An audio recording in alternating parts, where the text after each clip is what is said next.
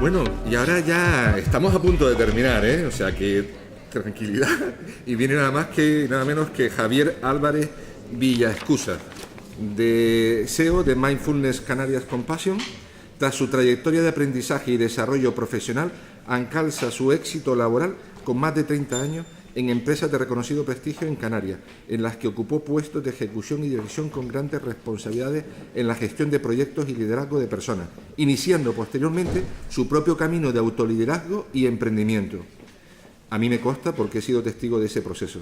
Su infatigable deseo de descubrimiento sobre las claves del estrés, el dolor y el sufrimiento humano le permitió transitar hacia el conocimiento de la conciencia, la contemplación y la experiencia directa en todos los ámbitos de la vida. Especializado en mindfulness, compasión, autocompasión, inteligencia emocional y desarrollo del ser, sigue estándares internacionales de formación, directrices en buenas prácticas y MBT y TAC para el desarrollo de competencias docentes en criterios de evaluación. Es fundador y CEO de Mindfulness Canarias Compassion, fundador y CEO de Mindfulness Business Club, profesor certificado de Mindfulness Compassion por Respira Vida Breathwork en Valencia, pertenece a la red internacional de formadores de profesores de Mindfulness Compassion acreditado en Breathwork, UCA Network for Mindfulness Based Teacher Training Organization. O sea, háganse ustedes una idea de lo que significa, ¿no? Porque yo no lo voy a explicar, ya llevo traduciendo aquí un montón de palabras. Javier, me disculpas porque llevo traduciendo un montón de palabras. Recuerdo una vez una ponencia donde estaban, me presentaron, y el ponente era un entorno friki, ¿sabes? Un entorno friki. Y entonces yo estaba a gustísimo el friki y le mandé mi presentación, que era una página y media. Y el hombre que tenía que presentar me dijo, chacho, Bernardo, no me vaya a decir que tengo que decir todo esto. Y digo, sí, no, tú haz lo que quieras. Y efectivamente hizo lo que quiso, aunque le hubiera hecho lo contrario, ¿no? ¿Por qué contamos todo esto de aquí, de los ponentes? Porque es importante que lo conozcamos. Algunos de nosotros los conocemos, pero para que conozcan su trayectoria, su vida y a dónde les ha llevado, y que cada uno haga con libertad lo que estime oportuno. Ya lo decía esta mañana también Elena. Practicum para profesionales de salud y educación de REVAP Internacional, socio de la Asociación Española de Mindfulness Compassion, miembro de la Academia de Neurociencia y Educación, partner en Canarias del Instituto Atlántico de Coaching y Training, colaborador en Canarias de Team Building para el desarrollo de equipos de trabajo conscientes y alto rendimiento, y colaborador nacional de Mieses Global para la excelencia, la salud empresarial y la sostenibilidad. Y por último, formado y coordinado en responsabilidad social corporativa por el Observatorio de Responsabilidad Social Corporativa. Javier, muchas gracias por estar aquí con nosotros. Bienvenido. Muchas gracias, Bernardo. Aquí verdaderamente lo importante o la importancia no la tengo yo, la tienen todos ustedes que están en la sala. Verdaderamente ese es el motivo por el que los ponentes estamos aquí hoy, unos maravillosos ponentes, moderadores, que también compartimos pasiones también compartimos incluso pasiones. Y bueno, solamente darles las gracias a todos por aguantar hasta esta hora y compartir con ustedes, pues bueno, José Miguel, esa apertura, ¿no?, mental, ese momento, ¿no?, en el que estamos actualmente como sociedad. O sea, estamos verdaderamente, a veces no somos ni conscientes verdaderamente de este cambio social en el que estamos todos inmersos y de lo que nos exige como seres humanos.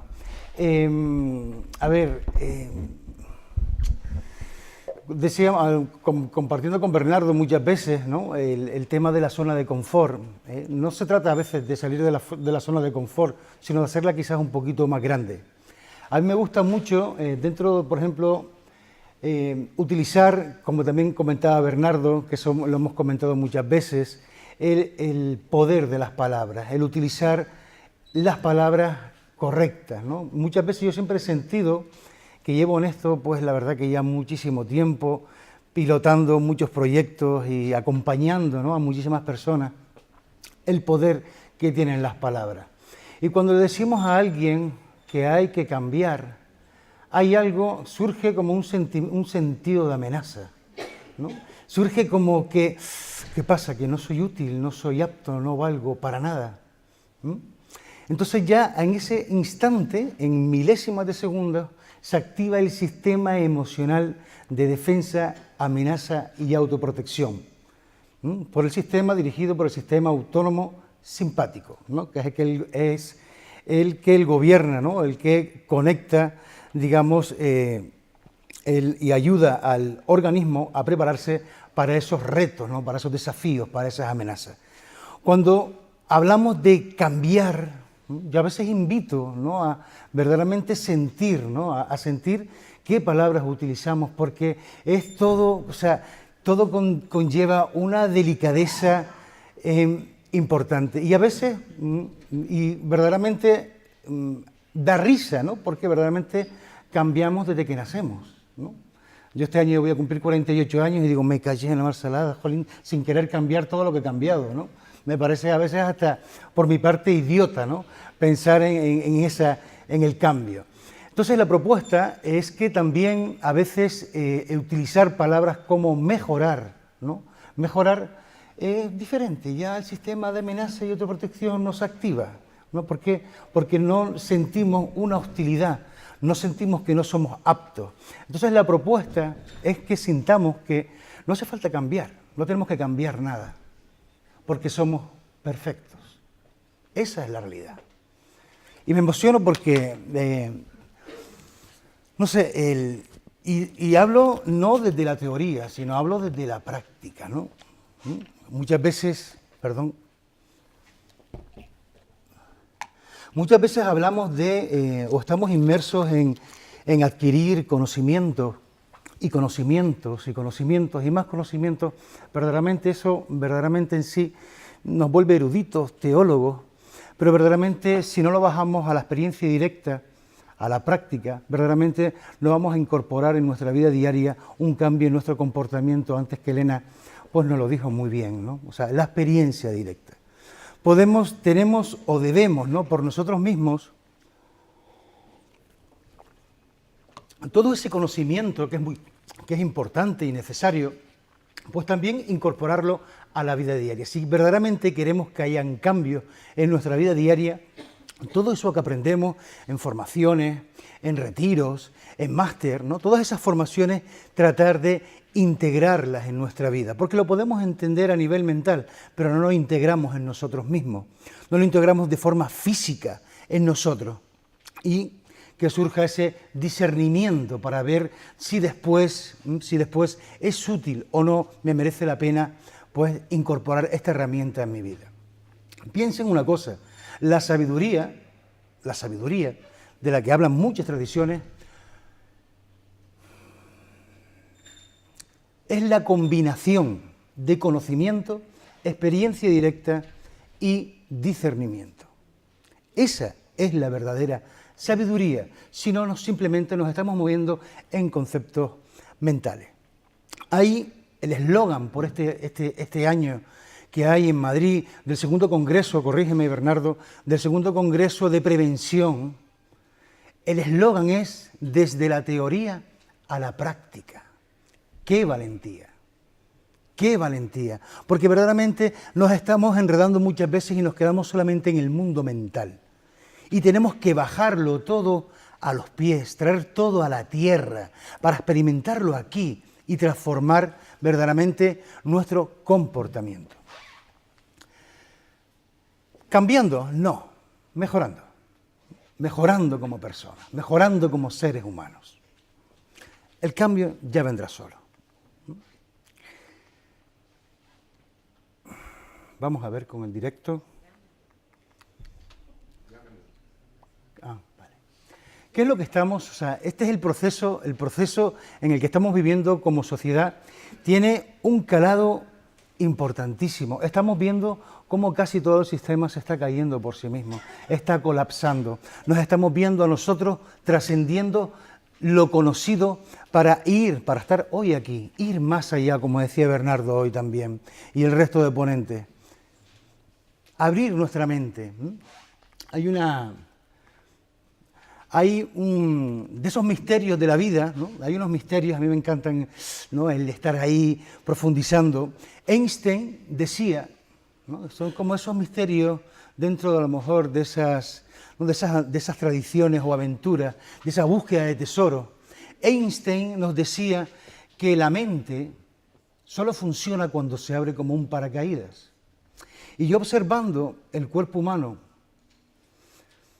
y siendo consciente de las herramientas que trabajo, la respiración, porque de esto habla todas las culturas, el músculo primario de la respiración es el diafragma. Cuando nosotros conectamos con nuestra respiración, salimos de esa mente dual o condicionada y nos vamos a un estado mental mucho más amplio que es la conciencia. Y fíjense cómo ya Einstein, de esa manera tan hábil, relacionaba el abrir, ¿no? ¿Cómo se abre la mente?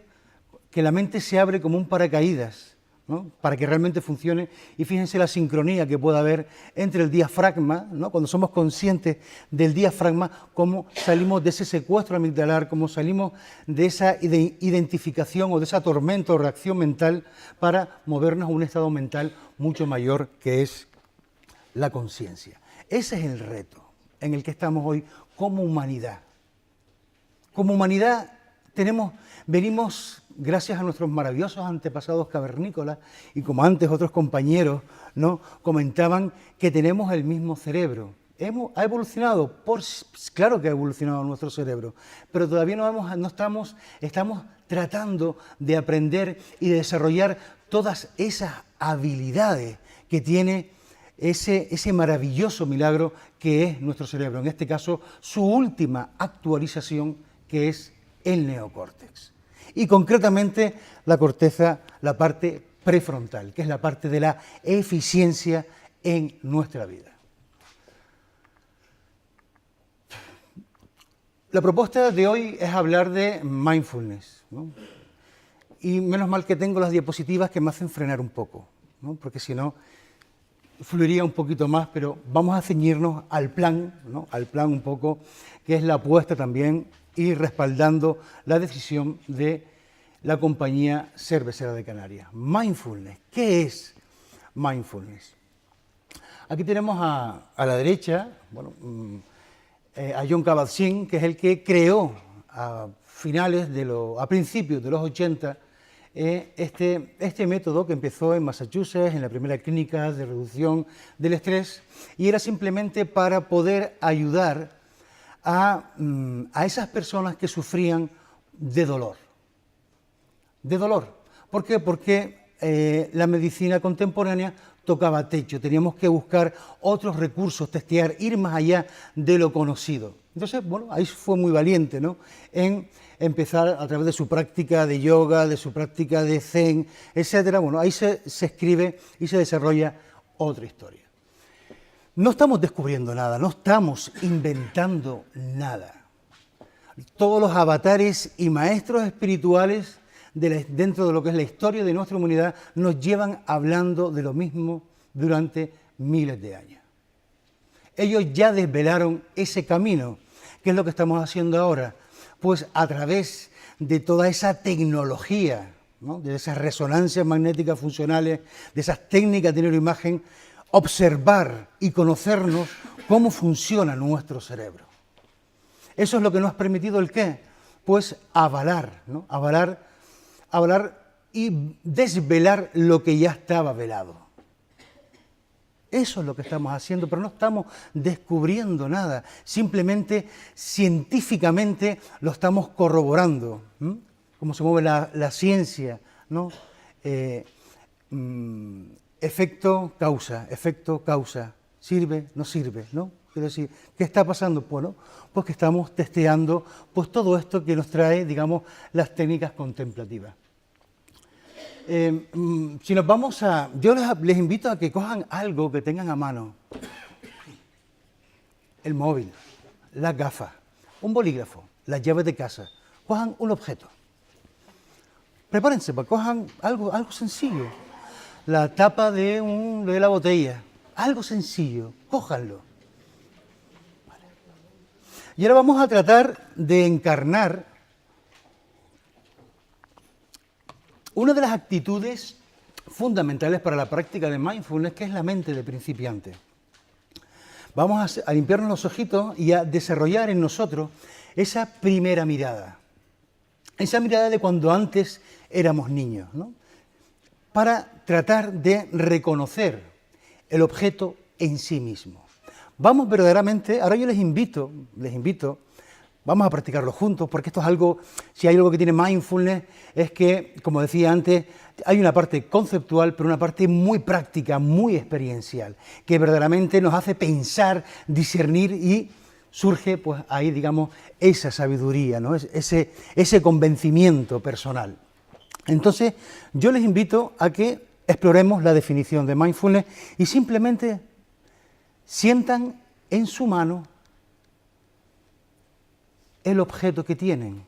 ¿Cómo es? Somos como niños y niñas, ¿no? Cuando éramos pequeños, que estábamos ahí en el jardín, en el parque, explorando con la tierra, ¿no? Vamos a observar cómo es la textura, cómo es ese objeto. ¿Es rígido, es sólido? ¿Se mueve, es maleable? ¿Es redondo? ¿Tiene zonas curvadas? ¿Pincha? ¿Se deforma si le imprimo presión? ¿Es escurridizo? ¿Cómo es su textura? ¿Cómo es este objeto? Y ahora les invito a que lo miren. Miren este objeto cómo es. ¿Cómo es su forma? ¿Es cuadrado? ¿Es rectangular? ¿Es asimétrico? ¿Simétrico? ¿Cómo es?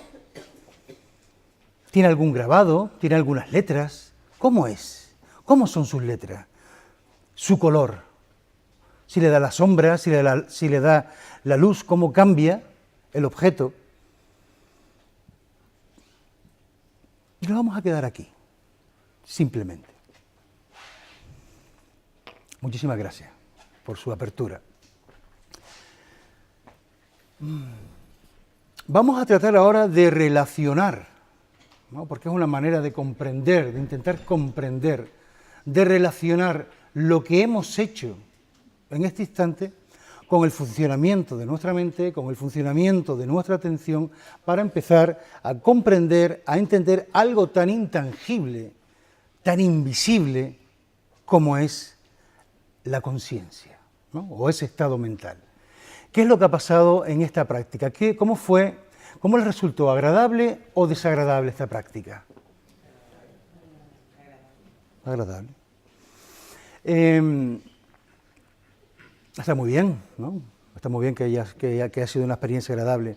¿Qué ha pasado a medida que hemos ido avanzando o en las instrucciones hemos ido profundizando en este objeto con nuestra atención? ¿Qué pasó en nuestra mente? ¿Había actividad mental? ¿Se fue reduciendo? ¿Fue cesando los pensamientos? ¿Fue surgiendo un silencio? ¿Pudimos estar ahí con lo que estábamos haciendo? ¿Cómo fue la práctica un poquito? ¿Se fue reduciendo la dispersión mental? ¿Nuestra atención fue focalizando y profundizando cada vez más en la experiencia directa? ¿Pudimos darnos cuenta de que a lo mejor, quizás, nuestra actividad mental cesó? ¿Se fue suavizando? Pues cuando prestamos, esto es mindfulness, eso es atención plena, cuando estamos completamente sumergidos en la experiencia del momento presente, con una actitud de aceptación hacia lo que hay y sin juzgar. Cuando nosotros estamos ahí, como hemos podido comprobar, nos desplazamos a un estado mental completamente diferente del que nos solemos mover en nuestra vida diaria, que es el piloto automático. ¿no? Como antes, además, antes Bernardo daba datos, ¿no?, de los accidentes laborales en Itineren, por ejemplo, ¿no? O como ese trabajador, aún estando balizada, ¿no?, la zona, pues en ese piloto automático caía ese foso de agua. La propuesta de Mindfulness, cuando estamos hablando de prestar atención al momento presente, se trata, fíjense, de estar con lo que estamos. ¿Quién no ha tenido esa experiencia de tener un abuelo o un padre que nos decía, estate atento, estate pendiente? ¿Quién no ha tenido ese, estate atento, estate a lo que estás, que te despistas cuando te distraes como una mosca? Nos estaban haciendo, ¿no?, de cierto modo también, dándonos instrucciones para esta práctica.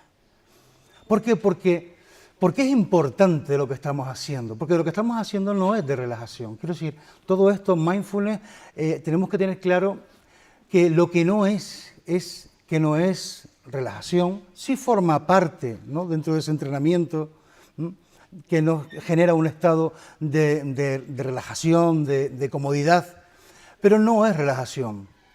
Tampoco es buscar, perseguir experiencias, ¿no?, dentro de lo que es la práctica. Tampoco es perseguir experiencias místicas o de éxtasis. Tampoco es dejar la mente en blanco, suprimir el dolor, suprimir las emociones, escapar del dolor. Sino, la propuesta de mindfulness, que yo la siento muy humanista, es como construir otra forma de ser y de estar en el mundo. Mucho más amable, mucho más presente, ¿eh? No dejarnos robar los momentos por ese condicionamiento, por esos mecanismos de nuestra mente que es el piloto automático. Y entonces aquí vamos a seguir profundizando, porque si profundizamos un poquito en el estrés, ¿no?, por ejemplo, cuando estamos haciendo lo que estamos haciendo, lavando los platos, enviando un email, hablando con una persona, ¿no?, comunicándonos, la escucha, verdaderamente, ¿qué es lo que nos está estresando? La actividad en sí misma, la experiencia directa de lo que estamos realizando, es lo que nos está estresando. ¿Qué es lo que nos está estresando? ¿Qué es lo que nos estresa?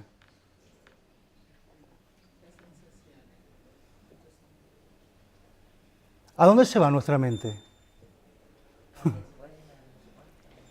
A no sé qué, a no sé cuánto. Estamos llegando a casa deseando pegarnos una ducha y nos ponemos a ducharnos y estamos pensando que vamos a preparar para cenar, ¿no? Y estamos cenando y pensando qué traje me voy a poner mañana para la reunión. O lo que me dijo mi amigo Juanito esta mañana. Estamos conduciendo y ¿quién conduce el coche? ¡Guau! ¿No? Dices tú. ¿Cuándo nos damos cuenta de que vamos en piloto automático? Cuando nos vamos acercando a casa, que tenemos que tirar del mando a distancia para abrir la puerta, ¿no? La puerta automática. En las conversaciones, con las personas que amamos, las personas que más amamos. Pero no olvidemos de que hay una persona que es más importante que todas esas personas que amamos. Hay una persona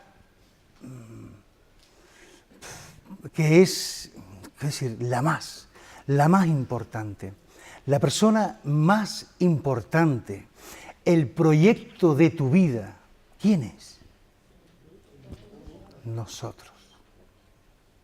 Nosotros somos el proyecto. Mi proyecto no es Mindfulness Canadian Compassion, mi proyecto soy yo. Y mi proyecto, y mejorando yo y creciendo yo con mi proyecto, crece también esa otra parte. Entonces, lo más importante que tenemos en nuestra vida, el proyecto de nuestra vida, somos nosotros mismos, cada uno para cada uno. Mindfulness surge, o sea, como ya avancé antes, ¿no?, surge desde una enseñanza, ¿no?, que ya habló en su momento el Buda hace más de 2500 años en la India. Vamos a ir a su origen, ¿no?, un poco para saber de dónde viene. Bernardo, por favor, te pido que me marques más o menos los tiempos. Bueno. ¿Hacia dónde nos lleva mindfulness? Hacia el conocimiento de nosotros mismos. ¿Cómo funciona nuestra mente? ¿Cómo opera nuestra mente? Antes hablábamos de coherencia cardíaca, Elena. ¿Coherencia cardíaca qué es? Pues cuando nuestra mente, nuestro cuerpo y nuestro corazón están alineados con nuestros valores profundos. Cuando nos conocemos a nosotros mismos, ahí cambia automáticamente nuestra frecuencia vibratoria. Y la frecuencia vibratoria del corazón trasciende los límites, ¿no?, medibles, ¿no? Mindfulness viene de una enseñanza pues muy antigua. Así como Jesús de Nazaret, Jesucristo hablaba en arameo, ¿no?, en aquella época, el Buda transmitía sus enseñanzas en Pali. Entonces, la traducción, ¿no?, vamos a ir de atrás para adelante, mindfulness, que es una traducción al anglosajón de sati, que es la palabra original. Sati, que es atención consciente, ¿no?, traducido al castellano, hay variables, todavía no hay un consenso sobre exactamente cuál es, pero se barajan atención consciente, atención plena, conciencia pura, ¿no? Estamos hablando ya de estados mentales muy superiores, ¿no?, evidentemente. Pero fíjense que todo esto surge de unos suttas, ¿no?, de unos suttas muy antiguos, ¿no?, que lo que ha hecho la ciencia y la psicología moderna ha sido, pues, darles sacudirlos, por así decirlo, y crear, digamos, programas psicoeducativos, seculares, laicos de autogestión. Veremos después un poco esos enfoques. Uno de los primeros suttas de esta práctica es el Satipatthana, ¿no? El Satipatthana viene a ser como, el patana viene a ser algo como establecernos o cultivar, estar al lado de. Estar al lado de esas 4 esferas que se componen nuestra experiencia: el cuerpo, las sensaciones, conciencia o mente y los objetos mentales, los objetos que están dentro de nuestra mente. Todo esto, mindfulness nos invita a un cultivo, ¿no?, sistémico de la atención, tanto dentro y fuera de la práctica. ¿Por qué? Porque cuando estamos hablando de mindfulness, o estamos hablando, por ejemplo, de la práctica de meditación, que es una de las herramientas básicas y fundamentales, cuando nosotros terminamos la práctica, yo no sé cuántos en la sala a lo mejor practican meditación, ¿hay alguien que en la sala puede levantar la mano quien practique prácticas de meditación, insight? Bueno, poquito a poco. Antes llegabas a un sitio y no había nadie, ¿no? Ahí ya vemos más 10 personas, 15, maravilloso, poquito a poco, ¿no? Todo esto se va construyendo porque, desde el aporte de arena, ¿no?, de cada uno, todo esto va a ir cada vez expandiéndose. Como venía diciéndoles, cuando nosotros nos sentamos un ratito, ¿no?, en la práctica de meditación, que puede ser en una silla, en casa, en el sillón, en cualquier lugar en el que podemos estar tranquilos, en calma, para mantener nuestra atención enfocada, ahí podemos decir que ya estamos básicamente meditando. Cuando empezamos a entrenar el músculo de la atención, no solamente la práctica de meditación no termina en la silla cuando suena el cuenco o el temporizador o la campana. La propuesta es que todo ese espacio que estamos construyendo en ese lugar de quietud, todo ese estado mental, la propuesta es después llevarlo ¿a dónde? A la vida diaria.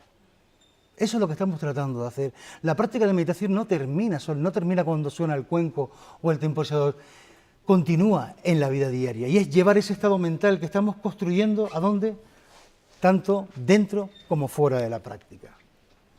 Hay otra enseñanza básica que es el Anapanasati, que es simplemente estar atentos, prestar atención plena a la respiración, ¿no?, con unos componentes también que son metta karuna, que son amor incondicional, ese amor que sentimos por las personas que queremos, que amamos, ese amor de amistad incondicional, que da igual lo que hagan, nunca juzgamos a nuestros amigos, siempre los amamos, ¿no?, por encima de todo. Y karuna, que es ese amor, ¿no?, pues también ese amor, también aprender a dárnoslo a nosotros mismos en momentos en que nos sentimos inadecuados, que estamos sufriendo, muy estresados, etcétera. ¿Todo esto qué sentido tiene? Dukkha, ¿no? que es el sufrimiento. Toda esta enseñanza es para ayudarnos a liberarnos del sufrimiento. El sufrimiento puede ser un dolor físico, un dolor mental, el estrés, el dolor. Aquí les propongo, esta práctica es un poco para ir conociendo una propuesta de cómo funciona nuestro cerebro, que ya antes Enrique nos dio pistas, ¿no? Ya antes Enrique nos dio pistas. Nuestro cerebro, que está condicionado para la supervivencia, ¿qué valora? ¿La zanahoria o los palos? ¿Hacia dónde va nuestra atención? ¿Hacia lo agradable? ¿Qué valoramos más? ¿Qué le capta? ¿Qué nos roba más la atención? Los palos, las amenazas, ¿no? Hay un condicionamiento que viene de nuestra supervivencia, donde nuestra atención siempre se nos va mucho más hacia lo desagradable, hacia las amenazas, ¿no? Porque prima la supervivencia ante la felicidad, ¿no? La felicidad como que las cosas positivas como que nuestro cerebro no lo valora, ¿no? Tenemos que movernos a un campo de conciencia, a un campo de atención mayor, para, desde esa percepción de nosotros mismos, dirigir el foco de nuestra atención hacia donde nosotros queremos dirigirla. Allá en donde reposa nuestra atención, en eso nos convertimos. Es tan simple y a veces tan difícil de entender, pero funciona así. Por otro lado tenemos nuestro cerebro, ¿no? Se va a fijar antes en el palo, ¿no? En la dificultad o en la amenaza que en lo desagradable, que en la zanahoria. Lo llevamos a la vida diaria, alguien que nos atraviesa el coche y nos lo mete delante, o entramos en un sitio, le damos los buenos días y no nos responden, y automáticamente, ¿cómo nos quedamos? Nos quedamos como ahí atrapados, ¿no? Enganchados, porque este no me dijo los buenos días y será mal criado, mal educado, ¿eh? Empezamos ya con ese, se dispara, ¿no? Ese monólogo interior, esa crítica, es muy gracioso, ¿no? Quiere decir, nuestro comportamiento humano a veces es muy gracioso, ¿no? Cuando empezamos a conocernos a nosotros mismos. Y después tenemos, es como que tenemos un sesgo natural hacia lo negativo, ¿no? Tenemos un sesgo natural hacia lo negativo que funciona como un velcro. En cambio, hacia lo positivo funciona como un teflón. Se nos va rápidamente, ¿no? De nuestra conciencia. Por otro lado, tenemos dentro del comportamiento, ¿no? Nos lleva también a otra forma dentro de nuestro comportamiento, que es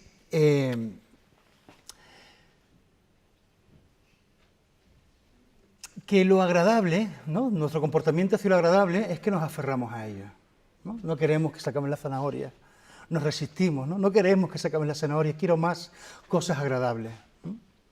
Por otro lado, ¿qué ocurre con las experiencias desagradables? Bueno, pues nos resistimos a ellas, ¿no? Luchando. Aquí tienen, a grosso modo, todas las especializaciones que tenemos básicamente a nivel nacional, en nuestro país. Estas son básicamente todas las intervenciones y todas las especializaciones que hay de mindfulness que siguen estándares internacionales, códigos de buenas prácticas. Esto es un asunto muy serio, ¿no? Hoy estamos hablando mucho, se está oyendo mucho, se está poniendo como de moda el asunto de mindfulness y estamos escuchando mindfulness para todo ya, ¿no? Entonces, bueno, simplemente que ustedes sepan, ¿no? Cuando se pongan en manos de profesionales, que pidan sus titulaciones o sus acreditaciones sin ningún tipo de pudor, con confianza, ¿de acuerdo? Dentro de las especializaciones que hay, ¿no? Tenemos el programa esencial, el programa de donde surge, ¿no? La fuente, por así decirlo, ¿no? El programa original, que es el programa de MBSR, en inglés, que es Mindfulness Based Stress Reduction, que es mindfulness para la reducción de estrés, con John Kabat-Zinn y Fernando Torrijos también, en castellano Revap International. MBPM, que es mindfulness Mindful Based Pain Management, para la gestión del dolor crónico o estrés. MSC, que es una de las formaciones que tenemos aquí el amigo Juanma y el presente, que es Mindfulness para Mindful Self-Compassion, que es para construir en nosotros habilidades para aprender a tratarnos bien, con cariño, con ternura, con delicadeza, ¿no? Para que poco a poco vaya esa voz autocrítica tan poderosa que tenemos, ¿no? Que es muy letal a veces, ¿vale? Pues estamos intentando construir dentro de nosotros mismos una voz, pues bueno, que nos ayude a llevar las cosas de mejor manera, ¿no? Que nos arrope progresivamente. Después tenemos MBCT, que es, por ejemplo, para tema Mindfulness Based Cognitive Therapy, que es para cuando hay problemas ya de trastornos mentales, adicciones, depresiones graves. Después tenemos Después tenemos MBTB, esto en castellano es Mindfulness basados en tratados budistas, y Mindfulness MVBM, que es Mindfulness para vivir un buen morir, ¿no? Para acompañar a las personas en el lecho de muerte. O sea, como vemos, tenemos aquí un amplio abanico de especializaciones y vean de lo serio, ¿no? Que es el asunto para los profesionales que nos dedicamos a ello. Todo esto tiene, digamos, dentro de nuestra sociedad, ¿no? Tiene, por así decirlo, tres vías, ¿no? Tres vías de acercamiento. Una desde la parte educativa, ¿no? A través de educación emocional y social, inteligencia emocional, programas psicoeducativos, ¿vale? Tiene otra línea, ¿no? Que es la parte clínica, que es un complemento. Piensen que también la psicología moderna, la psicología, así como la prevención de riesgos laborales, también ha evolucionado como todos, ¿no? Y la primera ola, por así decirlo, fue la conductivista, después la conductual, y la tercera ola es las terapias de aceptación y compromiso, donde mindfulness aquí es una herramienta fundamental, que complementa, digamos, la terapia clínica. ¿Por qué? Porque nos ayuda a mirarnos a nosotros mismos, dentro de nosotros. Yo les hago una pregunta, ¿no? ¿Podemos ser felices? Tanto que se habla ahí de felicidad, yo no me quiero promulgar, ¿no? No me quiero promulgar. Es una decisión consciente. Tanto que hablamos hoy de felicidad, ¿ustedes creen que podemos ser felices si hay heridas en nuestro corazón? ¿Podemos ser felices si hay heridas en nuestro corazón? La felicidad como un estado de gozo y de continuidad en nuestra vida, de sentirnos bien, de sentirnos plenos en nuestra vida. ¿Podemos sentirnos?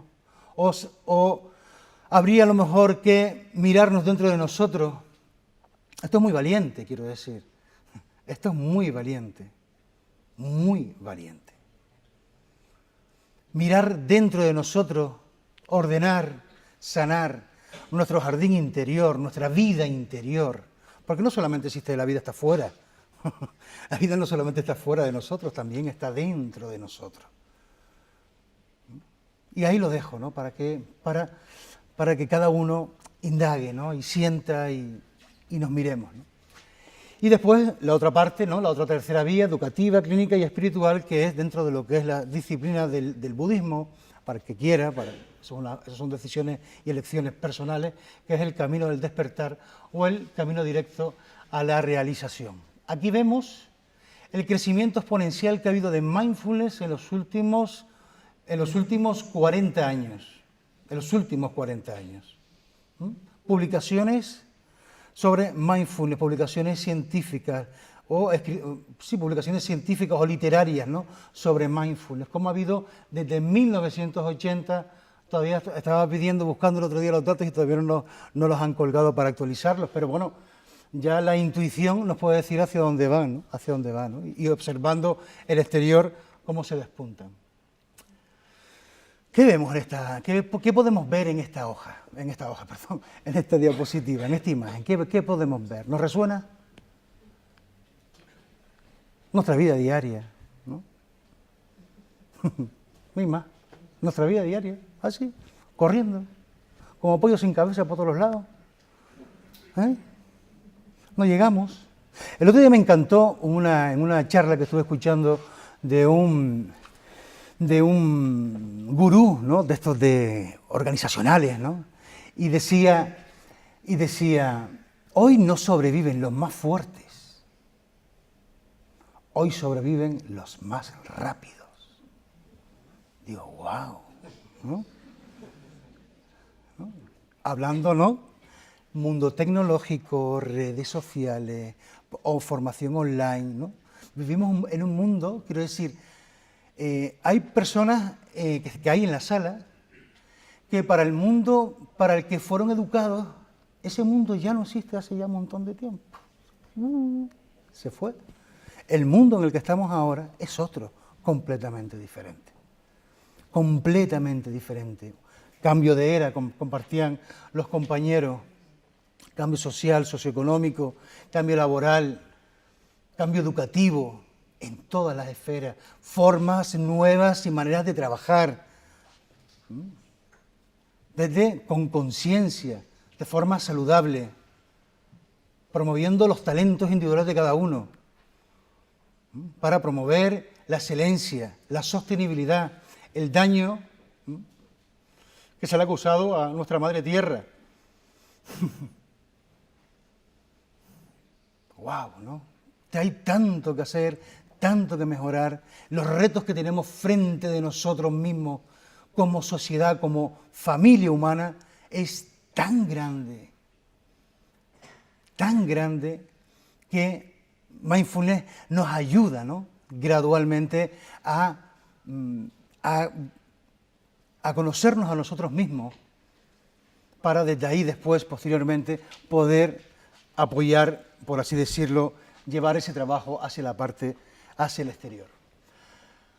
Hablamos mindfulness, hemisferio izquierdo, derecho, este es el, a mí hay una parte que me encanta de este, que es el lenguaje hablado, ¿no?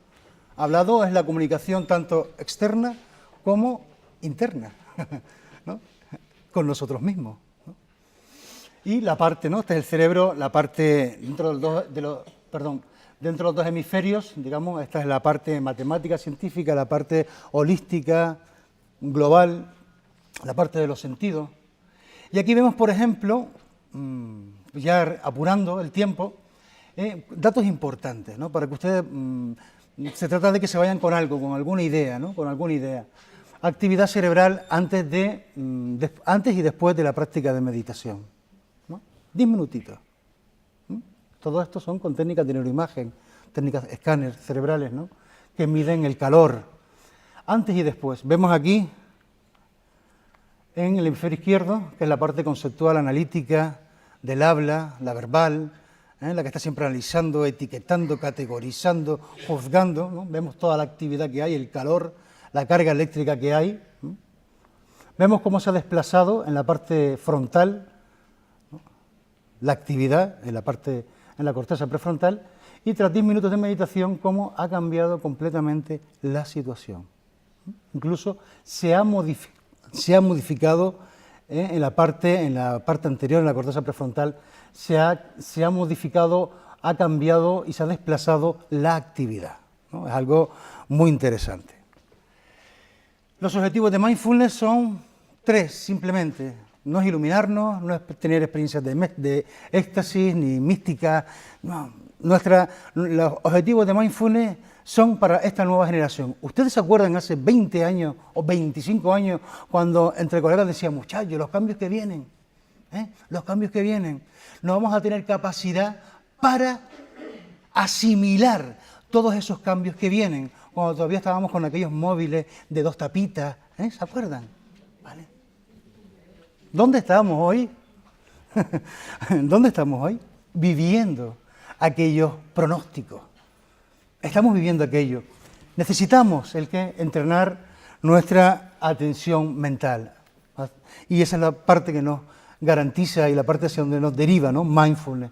Atención focalizada, atención de campo abierto y amabilidad y compasión. Entrenamiento mental, entrenamiento atencional y generativo, ¿no? El aprender a sostenernos a nosotros mismos, a ser amables con nosotros mismos, a ser cariñosos con nosotros mismos, a sostenernos, ¿no?, en momentos de crisis, en momentos difíciles, y que no tenemos un buen amigo para que nos dé un abrazo, un achuchón en ese momento, o con quien conversar, o tomar una caña, o irnos de compras con una amiga o con un amigo.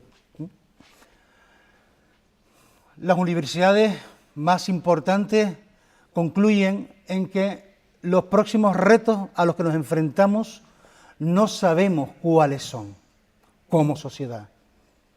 Pero lo que sí saben, y ahí coinciden, y me parece algo muy interesante, es que necesitamos mejorar nuestras habilidades, nuestras destrezas y ser creativos.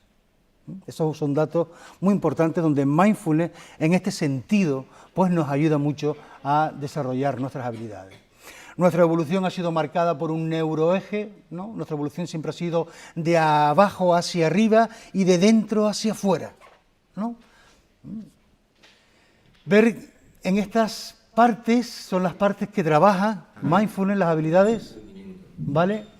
Corteza prefrontal, las partes que se activan en nuestro cerebro, hay mucha bibliografía.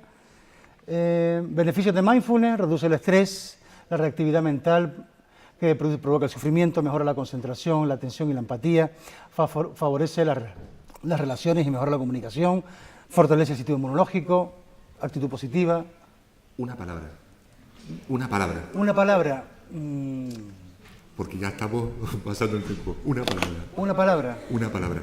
Tómate tu tiempo mientras vas subiendo los compañeros que tienen que estar aquí en la mesa. La palabra es formación continua. Formación continua. Un aplauso para Javier con formación continua.